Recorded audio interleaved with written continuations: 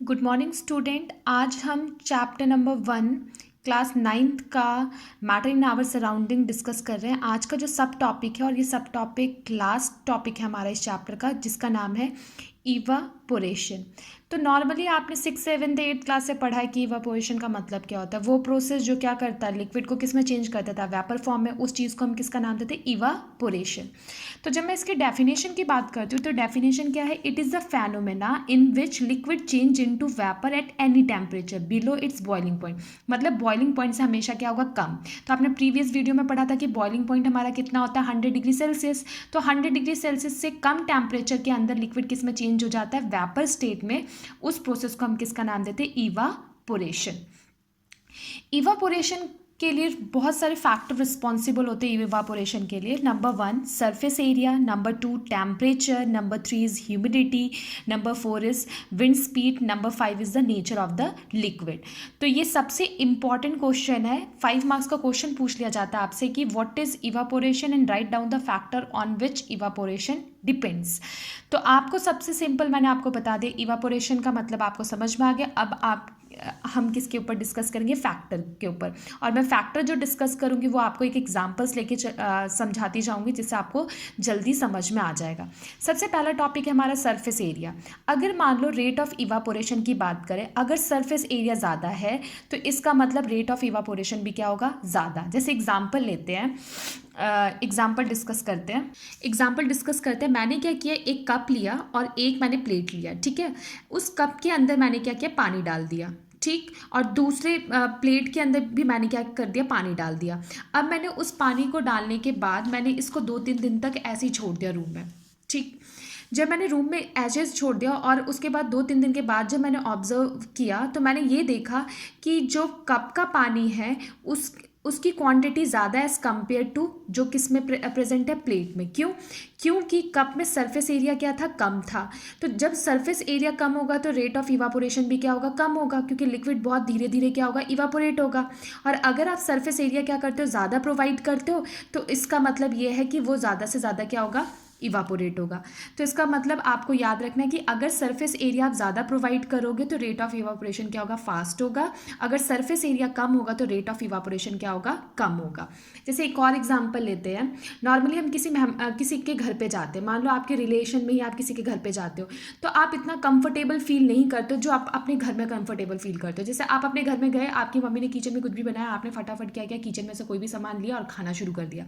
पर अगर आप किसी गेस्ट के घर में जाते हो या किसी रिलेशन के यहाँ पर जाते हो तो क्या आप डायरेक्टली किचन में घुस जाते हो, नहीं, आप वहाँ सिक्योर फील नहीं करते। तो इसका मतलब है आपके घर में आपको क्या दे रखा है, एक एरिया दे रखा कि सरफेस एरिया दे रखा, हाँ कि आपको छूट है, आप जाओ आराम से खाओ और खा सकते हो। पर दूसरे के घर में क्या है, रेस्ट्रिक्शन है। क्यों रेस्ट्रिक्शन है, कि जब वो परमिशन देंगे तभी जाके आप क्या कर सकते हो, वो सामान ले सकते हो।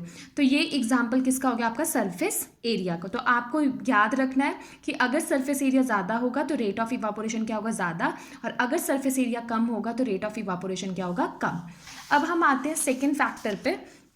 फर्स्ट फैक्टर होप करती हूँ आपको समझ में आ गया होगा, सरफेस एरिया। अब सेकंड जो फैक्टर है वो है बेटा टेम्परेचर। अब टेम्परेचर की बात करते हैं तो इसमें क्या होता है, अगर टेम्परेचर ज़्यादा होगा तो रेट ऑफ इवापोरेशन क्या होगा, ज़्यादा। और टेम्परेचर अगर कम होगा तो रेट ऑफ इवापोरेशन क्या होगा, कम होगा।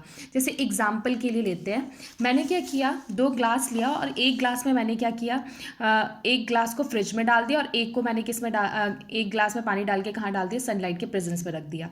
तो मैंने ये देखा कि जो फ्रिज के अंदर जो टेम्परेचर है वो क्या है, कम है।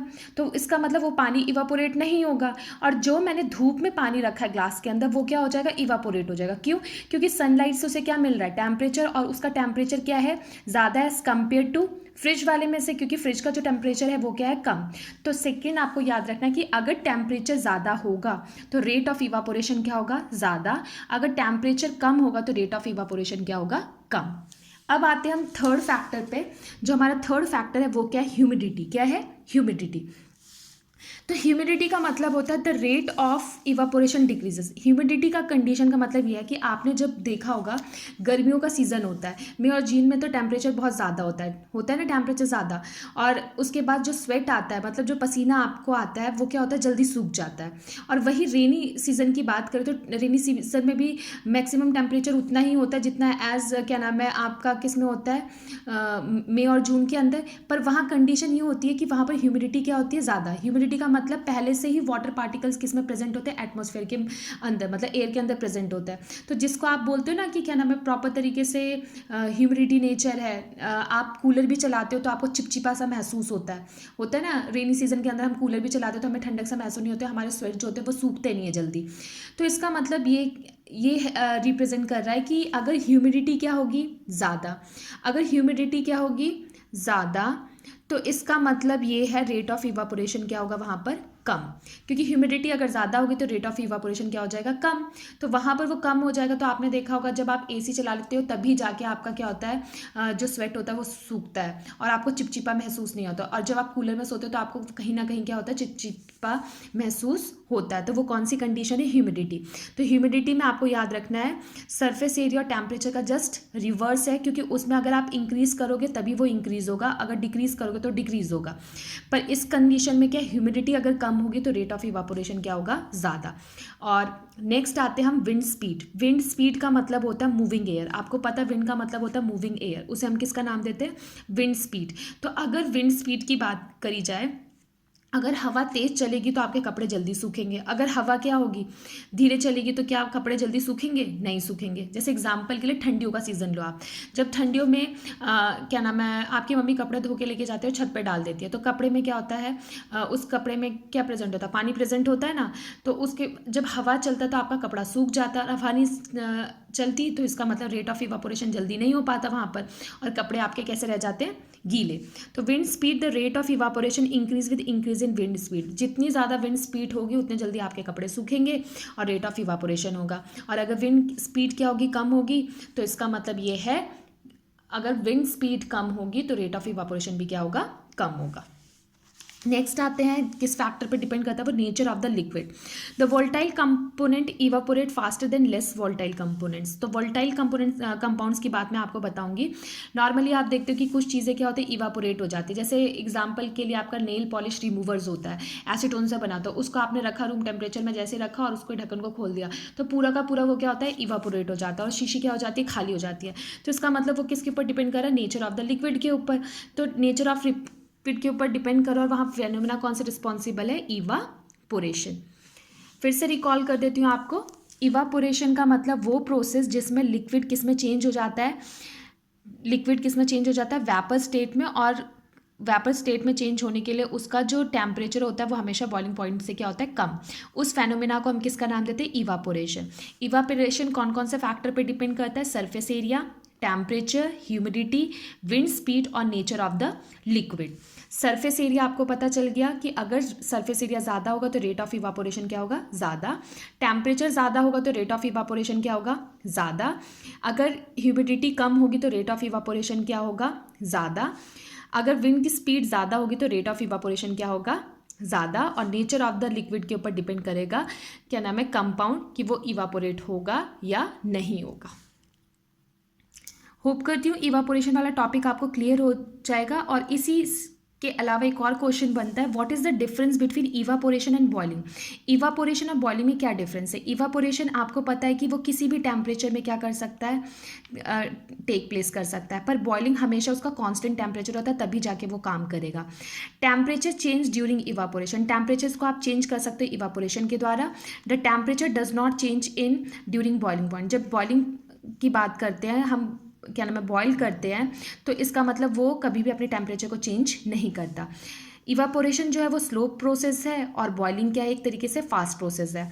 Evaporation take place only at the surface of the liquid, ये हमेशा लिक्विड के सर्फेस पे ही क्या करता है टेक प्लेस करता है। और boiling take place in the entire body of the liquid, वो पूरी इंटायर बॉडी जो लिक्विड की होगी उसमें क्या होगा प्रॉपर तरीके से टेक प्लेस कर सकता है। तो कहीं ना कहीं 3 मार्क्स का क्वेश्चन भी आ जाता है what is the difference between evaporation and boiling. तो आपको पता चल गया होगा, इसने सिंपल लैंग्वेज में मैंने आपको लिख के दे दिया है कि इवापोरेशन हर टेम्परेचर में इवापोरेट हो सकता है। यहाँ पर क्या होता है, टेम्परेचर को आप चेंज नहीं कर सकते, वो एक स्लो प्रोसेस है, ये क्या एक फास्ट प्रोसेस है। ये क्या होता है, सरफेस ऑफ लिक्विड पे ही टेक प्लेस कर सकता है। ये क्या कर सकता है, boiling take place in the entire body of the liquid. तो ये आपका कौन सा हो गया, difference between evaporation and boiling discuss करेंगे। वो डिस्कस करेंगे रीजनिंग क्वेश्चंस, जो मैंने आपको इवापोरेशन वाला टॉपिक पढ़ा है उसी से रिलेटेड ये क्वेश्चंस है, इसलिए मैंने इसकी हेडिंग डाल दी रीजनिंग क्वेश्चन। जैसे आपसे क्वेश्चन पूछ लिया, why does an desert cooler cool better on a hot dry day. उसने बोल रखा है कि अगर हम क्या नाम है डेजर्ट की बात करें तो वो ठंडा, cooler cool better than on hot day, hot day में भी वो बहुत जल्दी क्या होता है, ठंडा हो जाता है। ऐसा क्यों, तो अभी आपने पढ़ा कि जब हम क्या नाम है इवापोरेशन की बात करें तो वहाँ पर एक फैक्टर आता है ह्यूमिडिटी। तो आपने क्या पढ़ा था, अगर ह्यूमिडिटी कम होगी तो रेट ऑफ इवापोरेशन क्या होगा वहाँ पर, ज़्यादा। तो सेम यही आंसर आपको लिखना है। On a dry day humidity decreases, dry day के अंदर क्या होता है, ह्यूमिडिटी डिक्रीज हो जाती है, जिसकी वजह से रेट ऑफ इवापोरेशन क्या हो जाता है, इंक्रीज होता है।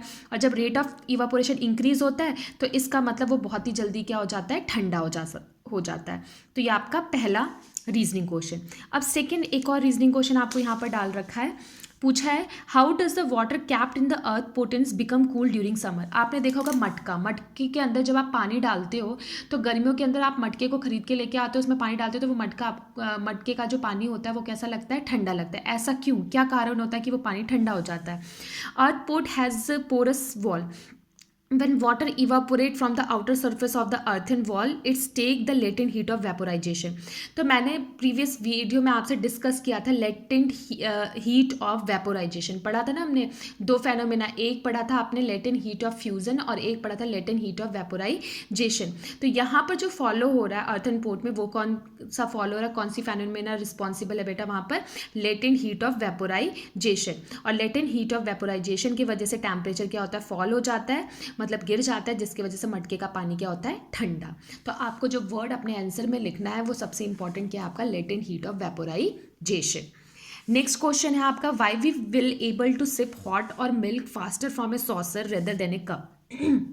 सॉसर का मतलब होता है जो कप और प्लेट होती है, तो जो कप के साथ प्लेट मिलती है उसे हम किसका नाम देते हैं, सॉसर का नाम देते हैं। उसने बोला कि अगर गर्म चाय है तो कप में जो गर्म चाय आपने रखी है और सॉसर में जो क्या नाम है चाय डाली है, सॉसर की चाय जल्दी ठंडी हो जाती है एज़ कम्पेयर टू कप के कंपैरिजन में। ऐसा क्यों, तो आपको मैंने बताया था कि इवापोरेशन किसके ऊपर डिपेंड करता है, सरफेस एरिया। अगर आप सरफेस एरिया ज़्यादा दोगे तो रेट ऑफ इवापोरेशन क्या होगा, ज़्यादा, और रेट ऑफ इवापोरेशन ज़्यादा है तो इसका मतलब वो चीज़ वहाँ पर क्या हो जाएगी, इवापोरेट हो जाएगी, और इवापोरेट हो जाएगी तो इसका मतलब वो चीज़ जल्दी ठंडी हो जाएगी एज़ कम्पेयर टू किसके, कप, क्योंकि कप का सरफेस एरिया क्या है, कम। Next question, what type of cloth should be wear in summer. हमें समर सीजन के अंदर कौन से क्लॉथ्स को पहनना चाहिए, तो हमें पता है कि समर सीजन के अंदर हम ज़्यादा से ज़्यादा कौन से क्या नाम है कपड़ों को पहनते हैं, कॉटन कपड़े हुए।